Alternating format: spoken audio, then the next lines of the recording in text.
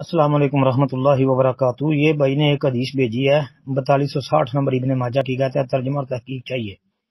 جی۔ یہ روایت ابو یعلا شداد بن اوس سے مروی ہے،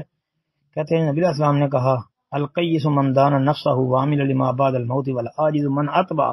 نفسہ ہواہا ثم تمنى علی اللہ،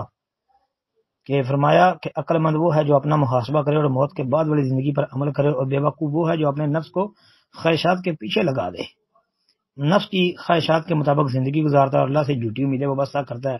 اور یہ کہہ کر مطمئن ہو جائے کہ اللہ بہت بخشنے والا ہے، لیکن عمل ایسے کرے جس سے اس کی رحمت کی بجائے اس کا غضب حاصل ہو، تو یہ روایت بھائی ثابت نہیں ہے، روایت ضعیف ہے، کیونکہ اس کی سند میں یہ آپ کو نظر آ رہا ہے، یہ جو ہے نا راوی حدثنی ابن ابی مریم، یہ ابن ابی مریم اس سے مراد جو ہے نا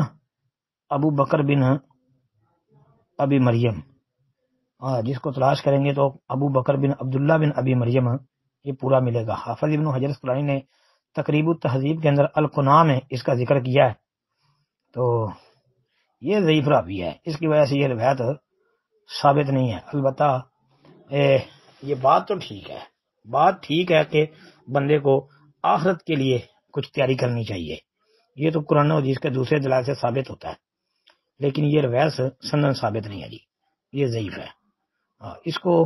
جو ہے نا جرح کے بغیر بیان کرنا درست نہیں ہے۔ السلام علیکم ورحمۃ اللہ۔